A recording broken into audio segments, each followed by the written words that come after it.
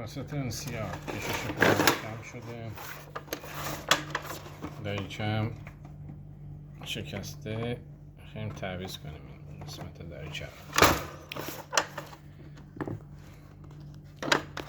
بیچاره باز می‌کنیم.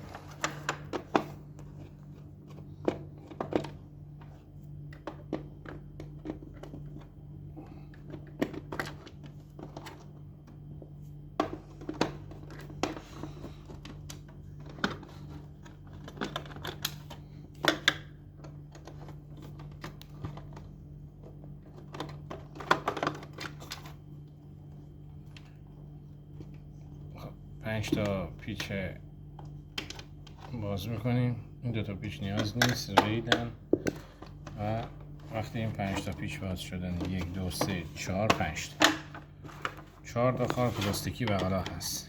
این 4 تا خار رو فشار میدیم.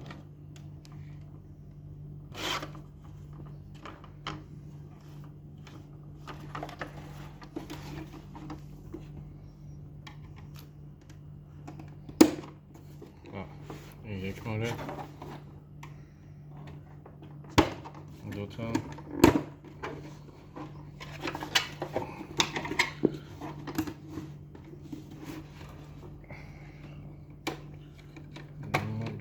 این هم باید باز بشه، سه تا و این شد. خار پلاستیکی باز شدن.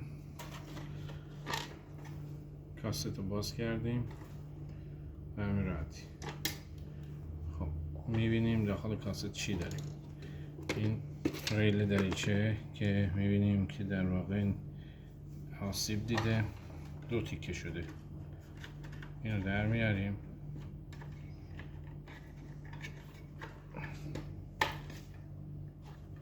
خب موقع در آوردن این خامه این رو بده بالا که این راحت تر بیاد. این اصلا نیازی نیست.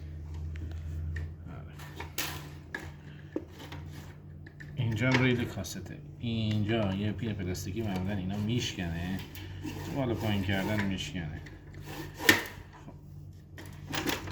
یه ریل پلاستیکی رو هم اینجا رو پینش خارج میکنیم.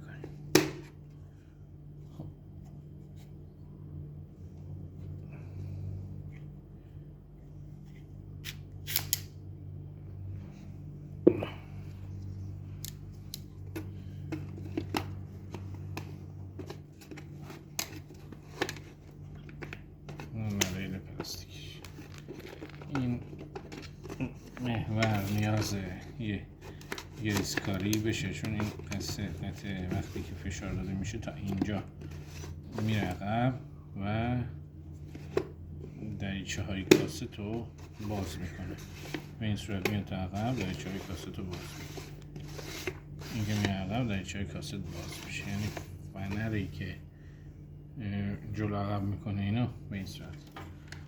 یه فنر، 2 تا فنر پشت کاست داریم. این 2 تا میزان کشش این رو تنظیم میکنن. بعضی کاست ها هستن میاد اینجا گیر میکنه یا اینجا گیر میکنه. این فنر میزان کششش کم شده. ما میزان کششش رو با یه تیکه چسب اضافه کردن اینجا میتونیم افزایش بدیم. یعنی میزان کشش این کاست میره بالاتر.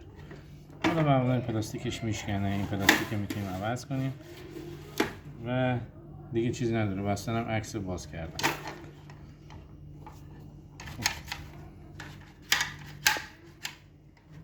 Stop.